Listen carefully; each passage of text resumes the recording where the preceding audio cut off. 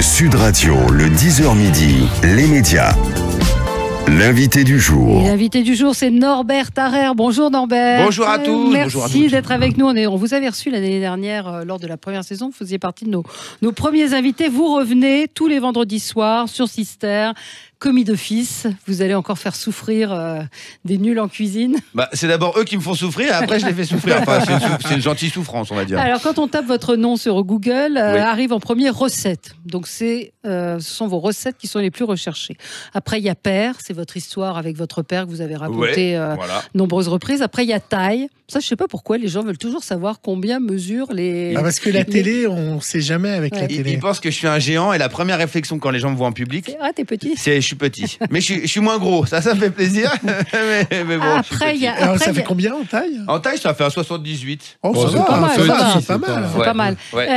Après, il y a Rueil. Ouais, Rueil ma maison, parce que ça fait 1 an que les gens attendent qu'on ouvre notre boulangerie-pâtisserie, salon de thé, restaurant. Même le maire de Rueil m'envoie des textos. Après, il y a Origine, donc savoir d'où vous venez. Origine, c'est Wikipédia qui a marqué orange sur ma naissance, sur mon lieu de naissance. Et en fait, je suis né à Enghien-les-Bains dans le 95. Donc, aucun rapport avec le Sud. Top Chef, évidemment, vous avez été... la famille. C'est la famille Top Chef, participant, 10 ans cette année. 10 ans cette année, cette formule. Après, il y a Femme. Oui, femme. Alors, mon épouse est très très belle, 3 enfants. Elle a un corps de dingue. Elle peut te casser des noisettes avec ses fesses, donc tout va bien. Je suis bien. Et après, il y a Restaurant Paris. Donc, les gens veulent savoir. Alors là, on en a parlé juste avant l'émission. Donc, il nous faudrait 1 heure entière pour que vous nous racontiez vos aventures, mais banlieue parisienne principalement. Et pour vous avoir l'exclusivité, parce que j'ai plein d'exclus pour vous aujourd'hui. Tant mieux. La première, c'est qu'on a sorti un label de restaurant. C'est pas un groupe. Parce que c'est pas le nom du groupe, c'est un label. On a sorti le premier label en France, c'est le label des bistrots pas parisiens, mais pour les Parisiens, pour venir découvrir la banlieue. C'est toute la banlieue. Donc on a évoqué Rueil qui va ouvrir dans quelques temps, mais vous êtes à Agnières, vous êtes plutôt Suresnes, Colombes, et on a fait aussi, on s'est associé avec Monsieur Amsellac, on a repris les commandes de Ma Cocotte à Saint-Ouen, dans le 93. Bravo. Donc ça c'est la partie restaurant. Et c'est vos recettes à vous.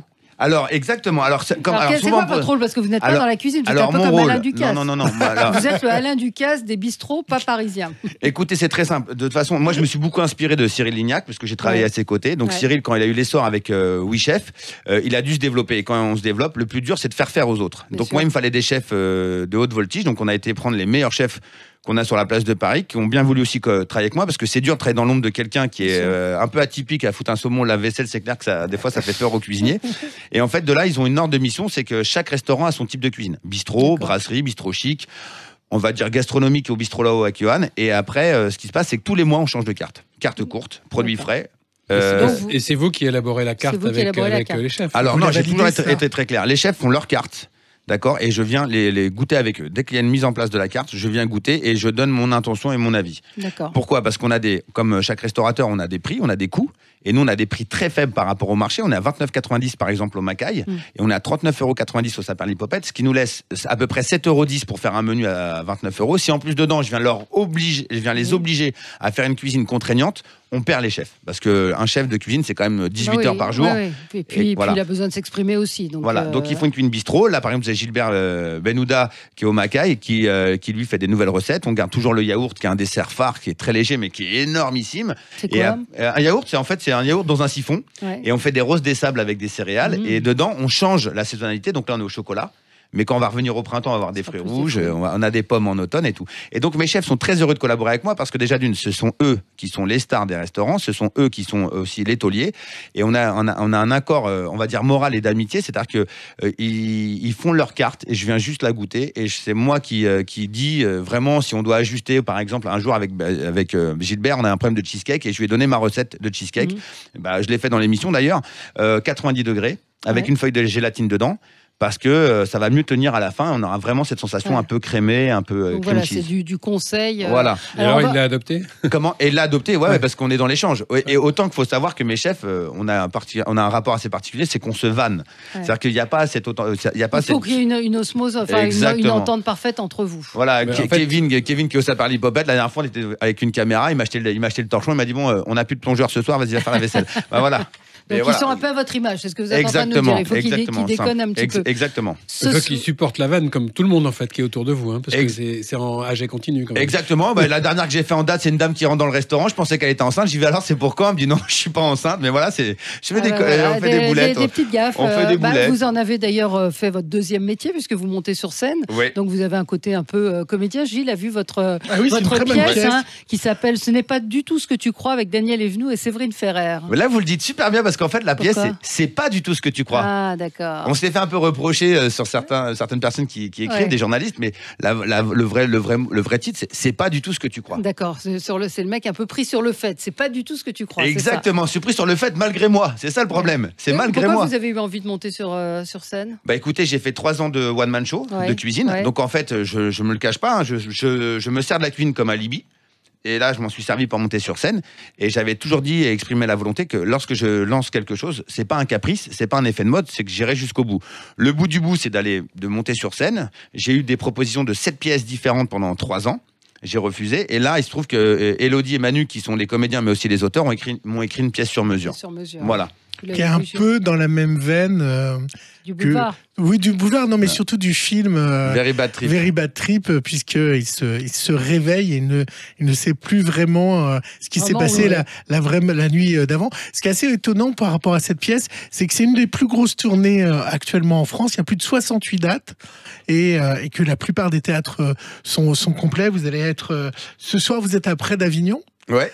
Et ensuite, vous êtes à Bordeaux le 9 mars, à Menton le 25 avril, à Marignane le 26. Et la pièce est extrêmement drôle, avec une Daniel Evenou qui a presque plus de 70 ans, c'est ça? Elle a, je ne voudrais pas dire son âge, mais c'est une femme incroyable qui fait un striptease sur scène, qui est en barésie. Enfin, c'est juste incroyable. Et elle fouette Norbert. Voilà. Et il y a un tango argentin, un vrai tango argentin. Ça, c'est du teasing. Allez, on se retrouve dans quelques instants. Restez avec nous. On est avec Norbert Tarrer et on va parler donc de la nouvelle saison de Commis d'office. Ce sera ce soir à 21h sur Sister. Sud Radio, 10h midi. Valérie Expert. De retour dans le studio de Sud Radio, on est avec vous jusqu'à 11h. On parle médias, on parle bouquins dans un instant avec Gérard Collard, mais on est en ce moment avec Norbert Tarrer. Donc comédien, on peut le dire, et surtout vous êtes connu comme cuisinier. On vous a connu dans Top Chef. Aujourd'hui, vous avez votre propre émission. Ça fait déjà un moment. C'est la 6e saison de Commis d'office. On va écouter la bande-annonce de cette nouvelle saison. Miam, c'est vendredi. Norbert à la pêche. Mais il va en voir des vertes et des pas mûres. Et voici ma Charlotte du prince charmant. C'est important pour toi le visuel? À quoi tu vois qu'il est cuit? À l'odeur. C'est un plat qui ne se présente même pas. Moi je trouve ça bon. C'est un plat pour Halloween ça. Ça fait peur. Face aux horreurs culinaires, appelez SOS Norbert. C'est un truc de gourmet en fait. Je vais te montrer comment accorder les saveurs, accorder les textures, maîtriser les cuissons. Bats-toi, pense à Hervé qui t'a balancé. Toujours la même pression. Sa mission, protéger et servir les papilles. Inédit, Norbert commis d'office. Vendredi soir sur Sister. Rémi, donc oui, ce soir. Ce soir notamment, donc c'est ce soir. Oui. Et alors vous avez quand même des clients, notamment Charlie, 45 ans, son crime, parce que c'est comme ça que c'est présenté graphiquement, c'est marrant. Contrefaçon de Charlotte. Alors son truc, c'est un gâteau de gratin dauphinois décoré de cuisses de grenouille. Mais comment vous trouvez des trucs aussi délirants? C'est un peu délirant son idée. En fait, on lance des appels à casting et on ment toujours. Ça fait 6 saisons qu'on ment aux personnes qui s'inscrivent ou qui inscrivent leurs proches. Ils continuent à y croire. Et en fait, c'est pas eux forcément qui s'inscrivent. Des fois, c'est les autres qui les inscrivent parce qu'ils comprennent bien qu'il y a aussi il y a un problème. Il y a toujours le coaching. Et donc, ils balancent facilement leurs proches. Et après, c'est vrai que... Mais faut savoir qu'on a un nombre incroyable de candidatures et sur des plats les plus dingues. Les plus dingues. Et tout le monde... Mais ils pensent qu'ils cuisinent bien, c'est ça quand même? En tout cas, la plupart du temps, les gens ils sont fiers parce qu'ils disent je veux rencontrer un grand chef parce qu'on leur dit pas qui ils rencontrent et ils ont envie d'apprendre à améliorer ce plat. Là, vous avez trouvé un truc. Là, c'est soi-disant. Alors, j'arrive pas à comprendre comment ils peuvent croire à ça. C'est-à-dire que vous leur décernez la spatule d'or. Ils ont un prix du meilleur cuisinier amateur et vous arrivez parce qu'ils ont été sélectionnés. Mais comment ils croient à un truc pareil? Écoutez, alors dans la télévision, les gens ne le voient pas, mais on arrive quand même chez eux. Nous sommes 20 personnes. Nous sommes une équipe de 20 personnes qui ne parlent que de ça. Donc au bout d'une heure, au bout de 2 heures, parce que moi j'arrive pas tout de suite, mais au bout de 2 heures, au bout d'un moment, vous êtes isolés, on les persécute pas. Ils sont dans le mood. Ils sont dans le move, quoi. Donc forcément, quand t'arrives, Bon, déjà, après, ils me regardent et puis ils me disent, bon, ils me posent toujours la question. On a certains qui me posent la question, c'est Norbert Commis d'Office. Je fais, mais non, mais pas du tout. On a viré l'émission, ça n'existe plus. On a arrêté parce que justement, trop de monde la regardait. Donc les mecs, on les remet en confiance, on les travaille. Et au bout d'un moment, ça ne marchera plus à un moment donné. Eh ben non, parce que c'est pour ça que la 7e saison, là, j'ai appelé Studio 89. J'ai une nouvelle idée incroyable pour la saison 7. Parce que moi, en fait. Ne la dites pas, parce que là, vous n'aurez plus personne. Non. Ouais. Et vous allez voir que ça va être encore détonnant. Parce que cette émission, et avec M6, ce qui est formidable, c'est qu'on a le droit, nous, en tant qu'animateurs, de pouvoir donner nos idées et faire progresser l'émission. Donc l'année prochaine, j'ai avoir une grosse, et j'espère que Studio 89 dira oui, c'est une énorme surprise où là, pour le coup, on ne pourra plus imaginer ou se dire que les gens sont pas au courant. Voilà. Il y a eu des accusations de trucage. Vous y avez répondu, mais peut-être pour les auditeurs de Sud Radio, on a dit qu'il y avait des comédiens, que c'était pas des vrais gens. C'est des vrais gens. C'est toujours des vrais gens. Ceux qui me suivent sur Instagram verront qu'ils les retrouveront sur ma page parce que je parle beaucoup avec eux. Tous les gens qui ont fait, franchement, il n'y a pas de comédien. Si, il y a eu un comédien. Voilà, je vais vous le dire, un comédien, mais pas du tout dans le sens où on le pense. Ouais. C'est un comédien d'Hélène et les garçons. Ah, c'était une comédienne. Non, c'était un comédien, celui qui joue Les Mystères de l'amour. Ah oui, mais il y a eu aussi celle qui jouait, qui était un peu ronde, la comédienne. Ah oui, les filles d'à côté. Les filles d'à côté. Ouais, bien sûr. C'est des gens qu'on connaît, donc c'est pas caché, c'est pas. Non, il y a pas de, je vous dis, à part nos invités, parce que j'avais envie de mettre des invités comme Élodie Gossuin ou Philippe Candeloro. Bon, les gens, on les prend pas pour les idiots. Là, on sait que c'est un peu le prétexte pour faire rentrer des célébrités. Quoique Philippe, je vais vous dire une chose. Philippe, au début, il se doutait pas trop. Il se dit bon, mais quand il a vu la déclaration de sa femme, j'ai cru que j'allais me prendre ma paire de patins dans les. Il a pas aimé. Mais après, ça a rigolé parce que tout le long du redressement, il me fait chier. Mais il me fait chier tout le long du redressement. Et à la fin, il veut me piquer mes côtes de veau parce je vous dis pas tout le plat, mais on fait des côtes de veau. Il veut tout me piquer parce que bon, on sait tous qu'il est économe. Et donc voilà. Mais voilà, c'est les seuls moments où on peut dire que c'est un peu mis en scène, c'est avec nos invités sur les candidats. Mais les candidats sont des vrais candidats. Il y a, vous le disiez, énormément de candidatures à chaque fois qu'il y a un appel à casting qui est fait. Parce que vous-même, si vous avez regardé l'émission, vous la regardez, je me moque pas des gens, je me moque de la cuisine. Moi, le but, c'est pas d'être dénigrant auprès des personnes. C'est juste de dire que on est tellement des fois convaincus d'être bon en cuisine que ça en devient des fois rigolo. C'est comme très simplement en voiture. On pense tous savoir conduire après 20 ans de permis, mais je pense qu'on est des piètres conducteurs.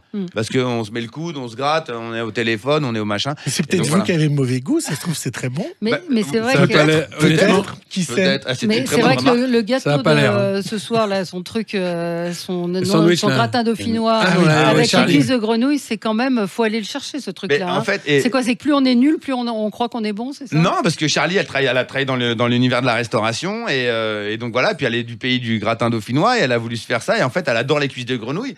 Le seul souci, c'est que techniquement, elle ne sait pas qu'un gratin dauphinois, c'est du temps de cuisson. C'est pas un kilo de crème fraîche, parce que elle y va sur et les cuisses de grenouille, faut quand même les gratter un peu, faut les manchonner comme un gigot, quoi. Donc là, laisse vraiment les pattes. Donc on a vraiment les pattes des grenouilles, donc on a l'impression d'avoir un contour de macabée de cadavres autour de ce gratin. C'est visuellement, alors gustativement, c'était pas affreux, c'était très gras avec la crème. C'était pas, il y a des fois, elle est pas seulement. Mais alors, le visuel, pour le coup, il vaut le coup d'œil. Ça allait pas du tout. On dirait un cimetière. On dirait un cimetière de patates entouré de. Vous êtes venu comment à la cuisine, vous? Moi, c'est bizarrement, c'est un fait de vie. C'est que j'ai commencé plongeur en Angleterre. Voilà, donc j'étais plongeur dans un 3 étoiles Michelin qui s'appelait chez Nico à Park Lane. Et en fait, Londres, c'est pas Paris et la mentalité est pas pareille. Le mec, le matin, il a viré 2 gars qui prenaient la tête en cuisine, il les a virés sur le champ. Il m'a regardé, parce que ça faisait 6 mois que j'épluchais des oignons, moi, en tant que plongeur. J'étais tête de cuisine et il m'a dit, toi, tu passes en cuisine. Et je suis passé comme ça. Et en fait, je m'en suis pris plein la gueule. Et c'est dur, il faut le dire, que le métier de cuisinier, c'est un métier dur. Quel regard vous avez sur le Michelin? Alors, moi, sur le Michelin, déjà, je suis très heureux parce que un de mes meilleurs amis avec qui j'avais ouvert le Mirazur a eu sa 3e étoile. Voilà. Ouais. Non, après ça, c'est le chanteur. Cola Greco. Cola Greco, voilà. Cola Greco. C'est italo-argentin. Et je suis très fier parce que c'est le premier, non français qui obtient 3 étoiles Michelin en France. Et vous en pensez quoi du Michelin? Est-ce que c'est un bon arbitre ou pas? Moi, écoutez, je vais vous dire une chose. Il y a des gens qui croient vraiment en ce guide et à qui c'est une ligne directrice de leur vie. Comme Mauro. Mauro, je l'ai connu en 2006. Il ouvrait le Mirazur. Il a vécu des étapes incroyables financièrement. D'accord. On lui a fait confiance. On va dire que 12 ans après, il a sa 3e étoile. Je peux pas me permettre de donner vraiment mon avis sur le guide rouge ou sur le Goemio. Je pense que ils font du bien aux gens. Ils font du bien à la restauration. Tout le monde ne peut pas aller en télé. Tout le monde n'a pas envie d'aller en télé. Et tout le monde a envie d'avoir aussi sa récompense suprême, comme un sportif, comme. Est-ce que ça devient pas, est-ce que ça devient pas un piège ensuite? C'est-à-dire que il faut absolument soit obtenir cette 3e ou surtout la garder, parce que si on la perd, ça devient économiquement compliqué. Écoutez-moi, ce qui me surprend sur cette nouvelle édition, c'est que Marc Verra se fait destituer au bout d'1 an. Absolument. Ce qui s'est rarement vu au bout d'1 an, à part s'il y a une fermeture ou où on restitue ses étoiles. Mais moi, j'ai rarement vu un 3 étoiles se faire sortir. Pour avoir travaillé chez Marc Verra, je sais à quel point le mec est phénoménal et d'une créativité sans fin. C'est-à-dire qu'il serait même prêt à nous faire manger dans une boîte de lait ou nous faire un repas 3 étoiles sur une barre sur le lac d'Annecy. Là, il est à Manigo. Je sais pas, je comprends pas, parce que les changements... Pour faire du buzz. Ça fait du buzz, ça fait parler, gna gna. Moi, je pense et le pire, pour moi, je vais vous le dire, et Berlin. D'ailleurs, cette recette que je fais ce soir, la mousseline de grenouille, me vient de ce chef qui s'appelle Berlin. Marc Berlin. 52 ans de 3 étoiles. Je pense qu'au bout d'un moment, il faut que le guide, les institutions prennent conscience que quand une maison, avec autant de temps de titres de 3 étoiles, on la destitue, on se rend pas compte que nous... Ce sont des petits entrepreneurs, ce sont des gens qui sont souvent seuls, qui bossent, vous le disiez, 18 heures par jour, qui ont mis leurs fonds propres, c'est le cas de Marc Verra. C'est des chefs propriétaires. Et, voilà, ce sont des chefs propriétaires et que ça fait un mal de chien. Je ne suis pas d'accord sur le fait d'une seule chose, c'est que quelqu'un qui remplace un nouveau directeur, ou même des inspecteurs, dans l'assemblée, quand on se met autour d'une table, qu'on puisse que de parler de table, de vaisselle, de vin, de fromage, de cuisine, de technicité, d'originalité de cuisine. Je pense qu'au bout d'un moment, ces gens-là, quand ils font le tour et qu'ils vont donner ou enlever l'étoile, il faut qu'ils se mettent aussi en position que tu donnes une visibilité, mais tu peux pas la reprendre comme ça, parce que tu flingues l'entreprise. Ouais. Tu flingues une économie où en fait Marc Verra fait marcher quand même une région qui s'appelle comme Marc et Berlin. Marc et Berlin, c'est des chefs propriétaires, et puis son père, son grand-père. Là, on enlève une étoile. Je pense qu'au bout d'un moment, il faut réfléchir. On a vu ce que ça a donné avec Bernard Loiseau. Moi, j'y étais. Je peux vous le dire, hein, le mec, ça l'a flingué. En plus, lui, il pensait avoir une 4e étoile le jour où il est allé voir Derek Brand au guide Michelin. Il est revenu le soir. Ouais, il était KO. On lui avait. C'est dur ce que je vais dire. On a l'impression qu'il avait perdu un gosse, quoi. Ouais. Vous courez pas après le Michelin, en tout cas. Alors moi, je vais vous dire une chose. Ça, c'est un ami restaurateur qui est à Megève qui m'a expliqué ça, qui s'appelle Nano. Et un jour, il m'a dit, tiens Norbert, je vois dans tes yeux que tu cours après les étoiles, mais dis-toi une chose. Tes étoiles à toi, nos étoiles à nous, ce sont nos clients. Et il y a des restaurants, malheureusement, qui sont étoilés, qui remplissent pas. Nous, tous les soirs, nous sommes complets. On est heureux d'accueillir nos gens. On fait une cuisine simple. Et je pense que c'est déjà très compliqué de faire une cuisine aussi simple, aussi bonne tous les jours. Et on est très heureux. Mais vous cuisinez encore? Vous êtes derrière le fourneau? Alors attention. Là, vous me connaissez un petit peu. Vous savez que moi, je suis franc du collier. Je prends pas les gens pour des longs LM, comme on dit chez nous. Moi, c'est simple. J'ai jamais autant cuisiné à la télé, 1862 recettes depuis que je suis à la télé. Après, si vous me demandez que j'ai déjà fait un service depuis quelques nombres de temps, j'ai pas mis mon tablier, je suis pas derrière le fourneau. Déjà, j'en parlais avec Gilbert, je vais revenir un peu là au mois de février avec mon ami Gilbert qui est le chef du Macaille pour me reprendre un peu une petite toise. Et vous voyez ce que je leur ai dit, je vais retourner en tant que commis. Ah oui. Ouais. Moi je fais pas tout le je veux je veux pas être le meilleur, je veux être différent. Donc je vais retourner au Macaille, au bistrot Laos et je veux être commis. Je veux pas qu'on m'appelle chef, je veux pas qu'on dise aux clients que je suis dans la cuisine. Parce que j'ai pas envie, j'ai pas envie à ce moment-là, et j'ai envie d'être commis. Donc je vais refaire des pluches, je vais me couper les mains, je vais me brûler. Voilà, ça c'est par exemple, vous voyez, c'est un inédit pour vous. Je vais retourner en cuisine, mais pas forcément derrière le fourneau en disant ça passe, j'attends les 2 côtes de veau. Non, je vais retourner en tant que commis pour me remettre dans le système. Et ce soir, en tout cas, on va vous voir à l'action, à l'œuvre, plus précisément sur Sister à 21h. On sera devant le poste, et puis on peut aller vous voir en tournée, donc avec votre pièce. C'est pas du tout ce que tu crois. Ce soir, Valréas, vous l'avez dit, Bordeaux le 9 mars, Menton le 25 avril, Marignane le 26. Enfin, il y a on se quitte déjà là. Oui. J'étais chaud là, j'ai lancé la machine. C'est fini, mais vous reviendrez. Vous allez avoir plein de choses à nous raconter bientôt. Allez, merci à vous, Norbert Tarrer, d'être venu ce matin. On va passer aux 30 secondes pour convaincre.